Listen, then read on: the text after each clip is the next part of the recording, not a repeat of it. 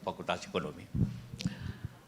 Kalau saya datang ke UNAS, saya teringat 65 tahun yang lalu. Saya masuk Fakultas Ekonomi tahun 1960 tahun lalu. Saya kira mahasiswa atau siapa dosen juga belum ada yang lahir pada waktu itu. Anda belum lahir, saya sudah di fakultas. Tapi di Baraya, bukan di sini.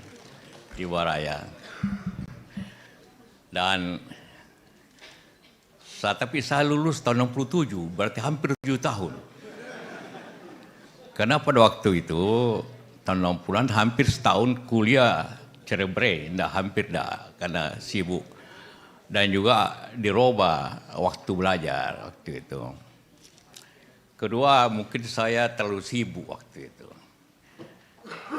Ketua Senat, ketua HMI, ketua Sekjen Dewan, macam-macam lah kegiatan. Sambil itu bekerja juga saya di kantor bapak saya. Jadi agak telat. Tapi ada rumusan di Harvard mengatakan begini. Yang mendapat A itu biasanya di konsultan atau profesor. Memang kalau jadi konsultan harus pintar kan? Nggak bisa. Yang B jadi manajer. Yang C jadi owner.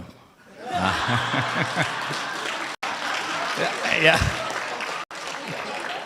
Karena tidak bisa jadi konsultan karena dia rapornya C.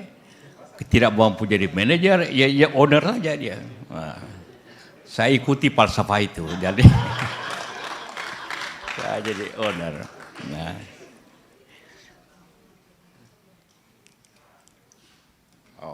Oke.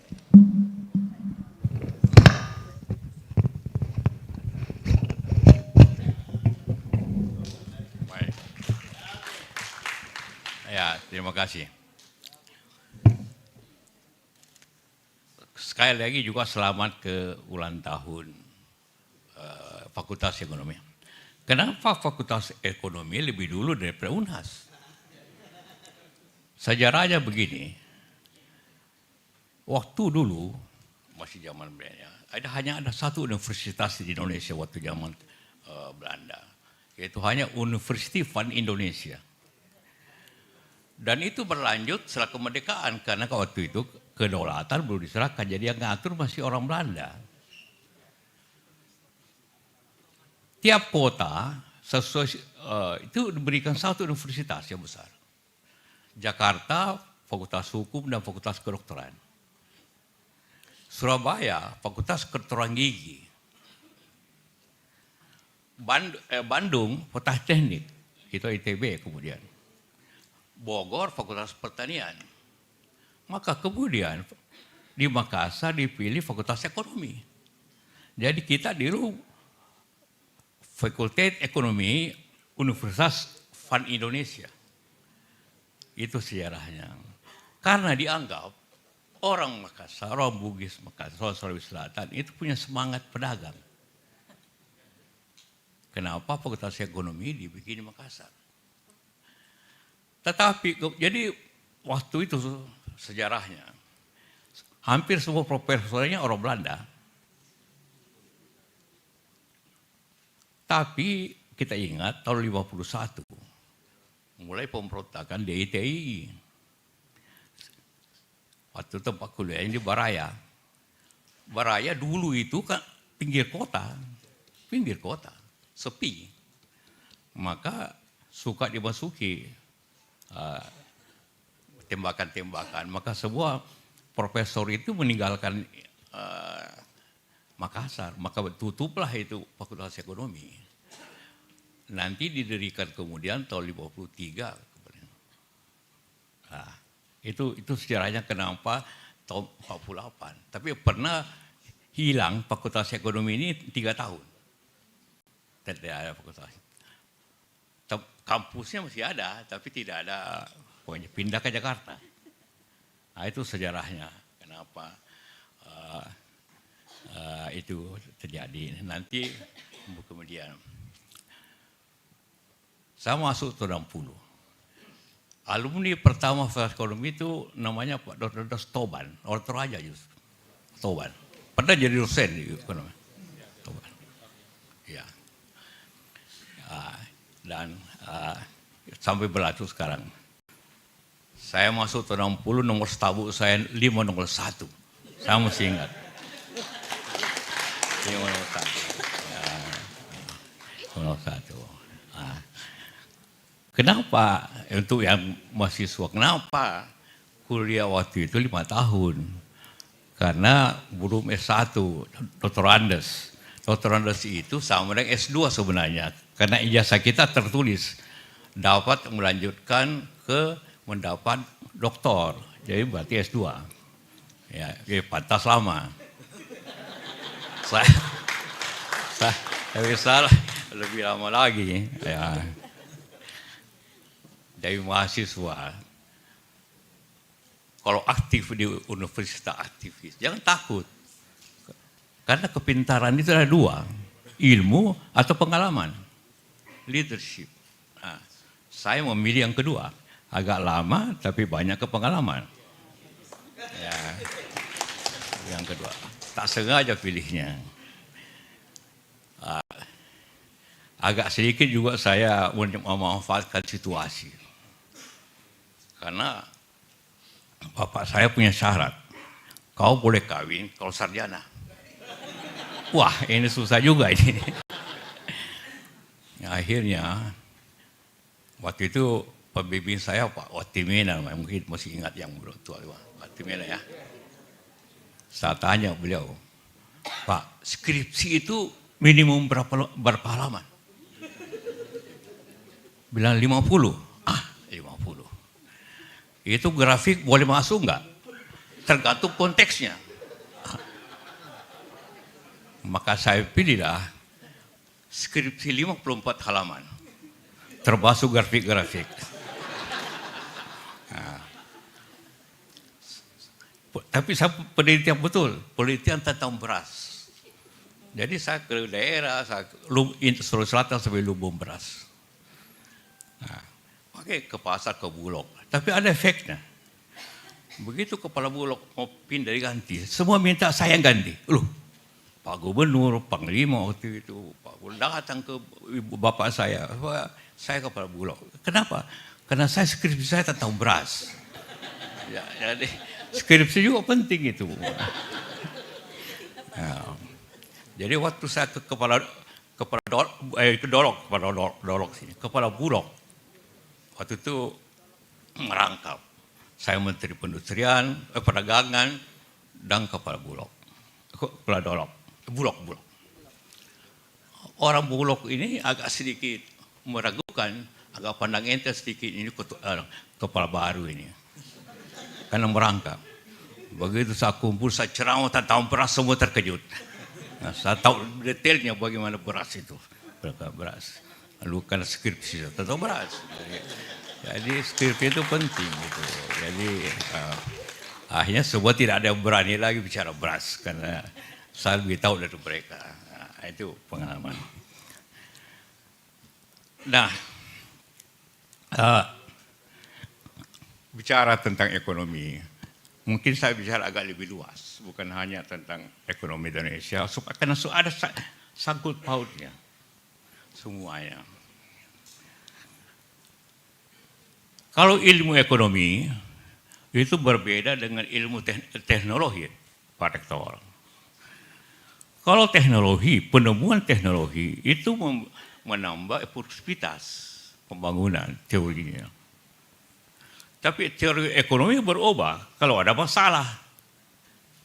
Ya, masalah, baru ada teori baru dalam ekonomi. Jadi kalau kita lihat sejarah ekonomi dunia, itu aja berputar-putar, saling ganti-mengganti. Waktu Adam Smith, teorinya lebih kepada ekonomi liberal, supply and demand. Lebih liberal, ekonomi pasar. Seperti itu. Tapi efeknya, kemudian terjadi krisis besar tahun 1930.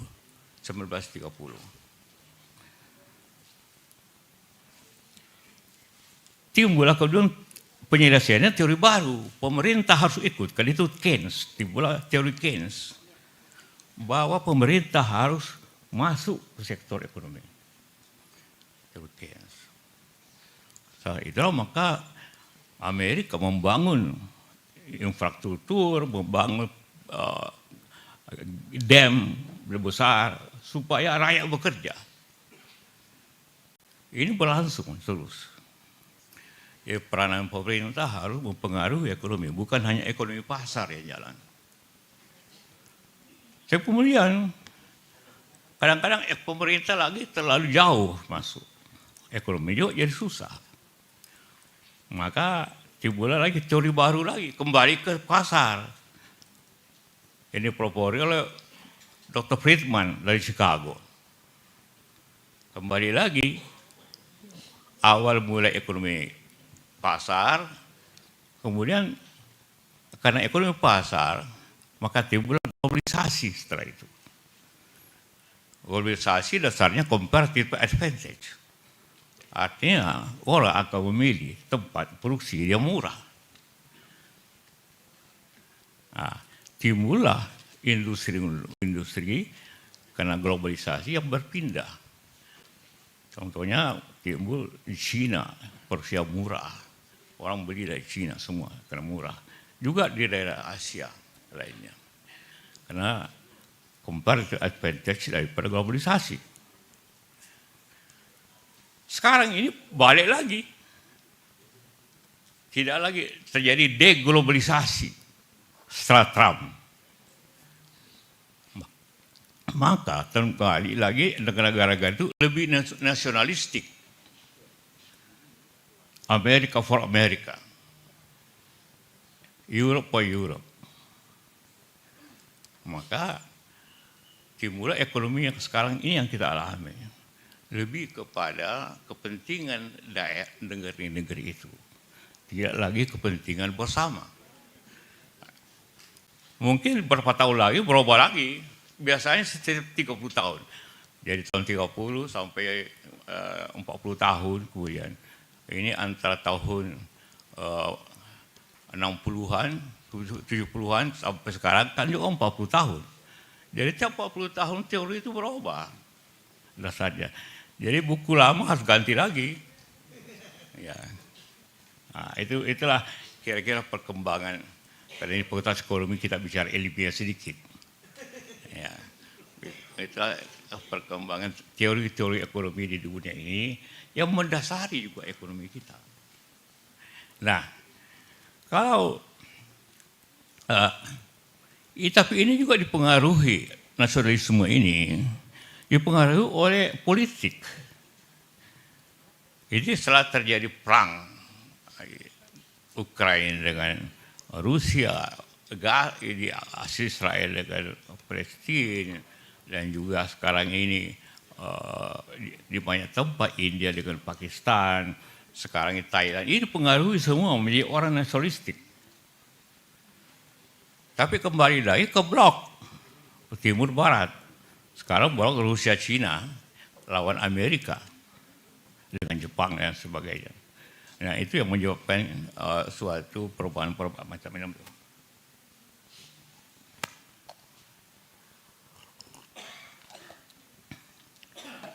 Itulah menyebabkan kondisi ekonomi suatu negara terjadi perubahan-perubahan cara kita. Sebagian kita masih sisa globalisasi. Globalisasi itu cirinya pembebasan liberal, ekonomi liberal, pembebasan di suatu negara, pembatasan biaya masuk, pembebasan biaya masuk. Kita karena itu ekonomi dunia berjalan dengan comparative advantage, siapa beli murah itu yang dapat. Nah, terjadi. Sekarang kembali lagi biaya masuk tinggi, tarif kalau di Amerika. Amerika pasang tarif, ini pasang tarif, kita pasang tarif, akhirnya terjadi nasionalisme ekonomi. Jadi kita berada dalam keadaan ekonomi yang lebih nasionalistik sekarang ini. Nah, itu yang mempengaruhi ekonomi Indonesia. sebelum masuk ke ekonomi Indonesia, tentu kita sebagian berasal dari globalisasi. Sekarang mulai kita berada di ekonomi yang lebih nasionalistik di dunia ini. Ini ada hubungannya dengan politik juga. Ya. Nah, itulah kondisi. Nah, sekarang kita bicara tentang ekonomi Indonesia dengan dasar keadaan sekarang, kondisi hari ini.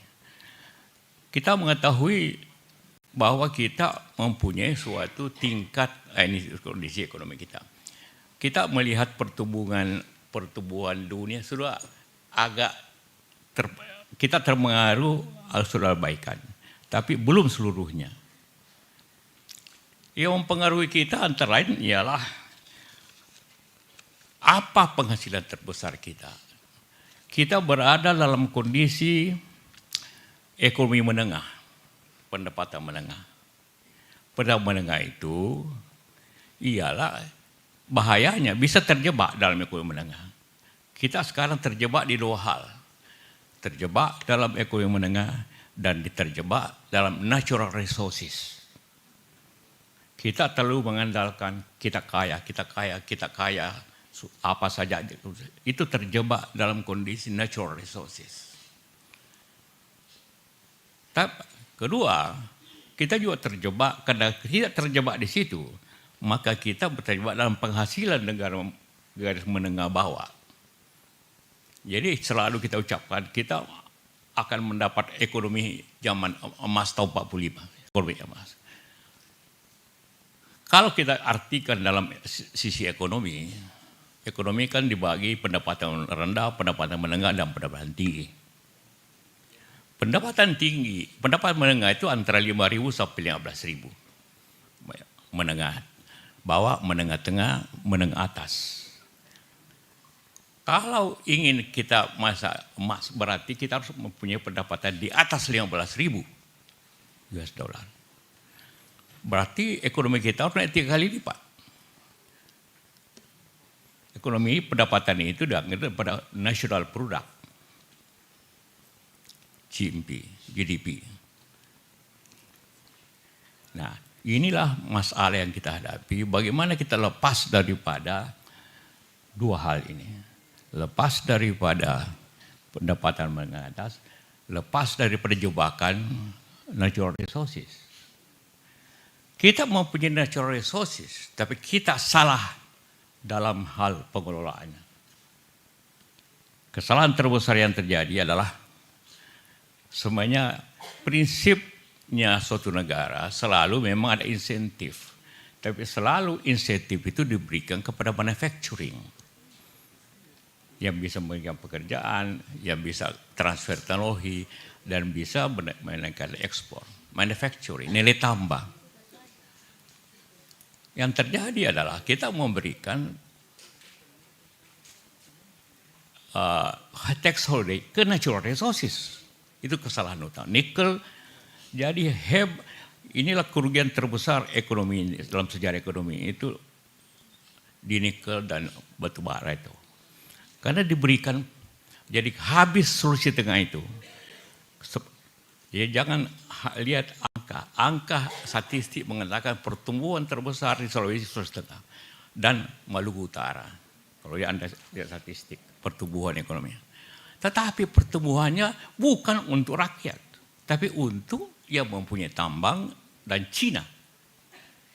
Karena jadi ekspor nikel itu sebagian seluruhnya tidak bayar pajak apapun terkecuali royaltis. Bayangkan kerugian negara luar biasa di situ. Dan itu terjadi tahun 2020, saya sudah tidak di pemerintahan. Memang zaman tahun terakhir 2009, SBJK, kita mulai melarang, membuat undang-undang melarang ekspor bahan baku. Harus dikelola, istilahnya Pak Jokowi hilirisasi, sama dengan industrialisasi. Itu wajar. Tetapi tiba-tiba semua tidak tahu siapa melobi. keluarlah peraturan bebas pajak, bebas biaya, bebas. Jadi Cina itu menikmati luar biasa. Dan kita dapat nanti banjir kalau ada apa-apa. Rusak lingkungan. Itu. Itu akibat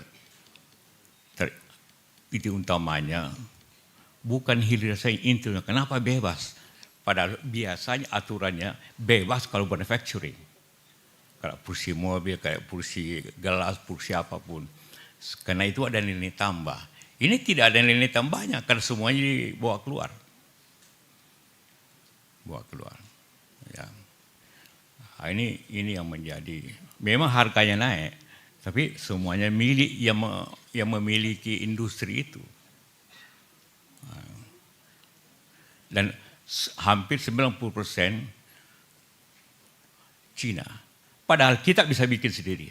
Saya punya perusahaan, punya smelter di Palopo. Dibikin oleh insinyur kita, dilaksanakan oleh kita. Ada beberapa konsultan orang Tionghoa, Cina.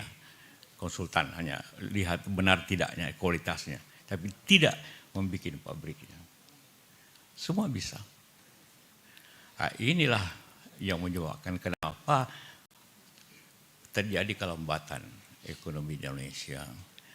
Di samping itu juga hukum kita berubah-ubah dan juga mudah diatur.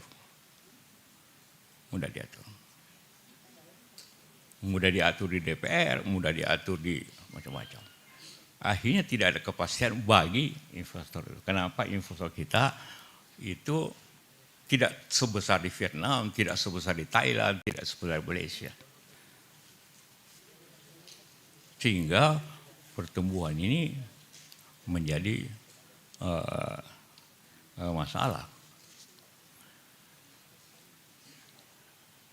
Bagaimana kemudian kita perbaiki itu? Dunia sedikit membaik. Hanya naik 0, tapi pertumbuhan di negara-negara yang besar, Amerika, Cina sekarang menurun akibat perang dagang Amerika. Eropa juga menurun ekonominya. Maka pasar kita juga tidak besar lagi. Kedua, akibat perang itu di mana-mana, kebutuhan energi menjadi berkurang. Dan kebutuhan industri berkurang. Karena itu harga batu bara menurun, harga nikel menurun. Satu-satunya yang naik copper, tembaga, dan emas. Yang lainnya menurun. CPO juga ada penurunan keadaan naik. Salah satu sektor lain juga yang menyebabkan ekonomi kita itu penuh dengan tantangan ialah minyak. Waktu zaman tahun 80-an, 90-an, kita mengproduksi dan mengekspor minyak karena produksi kita 1,5 juta barrel per hari. Sekarang sisa 600. Dalam pihak konsumsi kita naik dari 500 menjadi 1 juta, 1,5 juta. Jadi kita mengimpor minyak hampir 1 juta barrel per hari. Dalam pihak kita konsumsi. Nah, akibat hal itu terjadilah penurunan pajak karena ekspor turun dan investasi dalam negeri juga tidak setinggi. Harga mineral menurun, maka pajak menurun. Maka pajak menurun, diatasinya bagaimana? Diatasi dengan utang.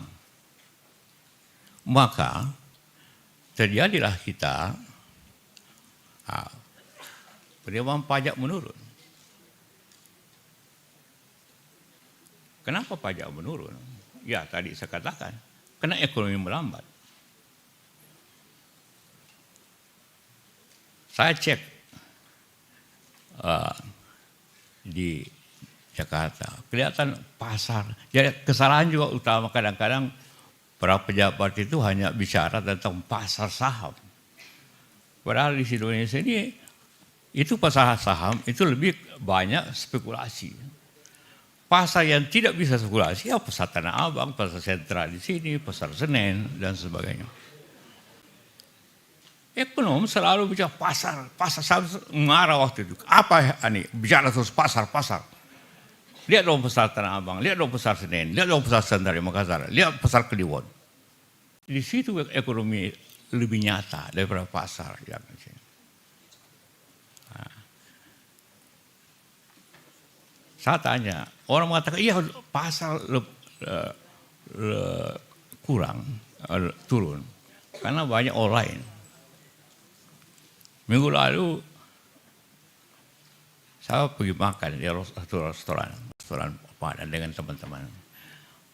Antri, orang ojek dan Grab juga banyak yang nunggu. Saya bicara dengan dia, bagaimana keadaan sini? Wah, turun 40% pendapatan dibanding 2-3 tahun yang lalu. Artinya, online juga menurun. Karena itu untuk melihat online itu berarti lihat ojeknya. Dia sibuk atau tidak. Penghasilannya dulu 150 turun jadi 60-70. Terpaksa dan kebanyakan juga yang buat jadi ojek. 25% daripada pengemudi Gojek dan Grab itu sarjana. 25%. Ya, karena terlalu banyak sarjana dihasilkan oleh universitas, Pak Rektor, dibanding lapangan kerja. Ya. Dan jangan menghasilkan terlalu banyak sarjana. Lebih banyak pelatihan atau apa namanya, ya. Lebih banyak itu pelatihan dibanding dengan sarjana. 25%. Di Jakarta saya bicara gubernur. Banyak Pak penyapu jalan. Itu sarjana, dilaporkan oleh sarjana. Dia hanya kasih ijazah SMP-nya, baru kemudian baru tahu bahwa dia sarjana. Begitu lapangan kerja masih berkurang. Di Cina, ini bicara universitas, kita penduduk 280 juta. Ada 4.500 perguruan tinggi. Di Cina penduduknya 1,4 miliar. Universitasnya hanya, perguruan tingginya hanya 2.500. Tapi pelatihannya luar biasa di mana-mana. Apa istilahnya di sini? Di vokasi. Ya, vokasi. Politeknik, vokasi dan sebagainya. Itu semuanya lebih penting daripada sarjana yang begitu banyak. Karena kalau yang itu yang terjadi. Nah, kenapa daya beli menurun? Berarti pendapatan menurun. Kenapa pendapatan menurun? Karena ekonomi agak menurun. Karena hubungannya. Kenapa banyak pengangguran? Karena lapangan kerja dan sebagainya.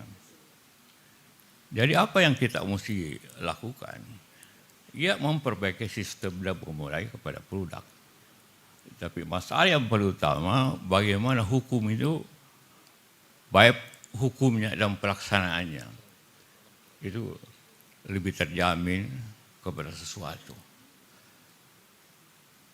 Saya 3 bulan lalu ke Vietnam.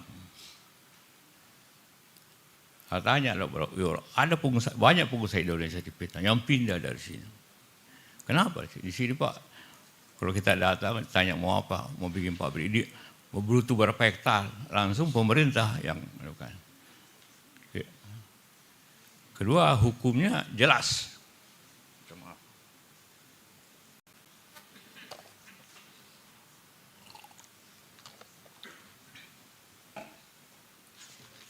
Hukumnya lebih jelas. Nah ini yang, jadi tetap banyak orang yang mau. Sekarang apalagi kondisi hari ini, mau slow down. Kadang-kadang susah juga menghadapi, walaupun saya orang pemerintah, juga lebih susah. Kita mempunyai bisnis yang tidak ada orang yang, tidak ada swasta yang melaksanakannya. Membangun PLTA. Ada yang melaksanakan kecil-kecil, yang besar. PLTA. Kita punya di Poso, di Batu Raja, kemudian di Kerinci. 5. Total kapasitasnya hampir 1.500 mega. Listrik ini dari Poso ini. Sebagian besar. Tetapi kita siap bangun lagi. Susahnya kayak apa? Susahnya kayak apa? Ya. Saya punya sendiri di Kerinci sudah jalan. Minta diresmikan. Supaya orang tahu lah bahwa sudah 5 bulan minta sama presiden, belum. Ya, itu mungkin sibuk pemerintah. Ya. Tapi kadang-kadang orang asing diterima langsung. Dan saya ingin sampaikan, kalau 70% insinyurnya orang anak UNHAS. 70%. Nah, jadi populasi itu kalau di Indonesia dipertandingkan siapa yang bikin listrik yang terbaik UNHAS. Ya.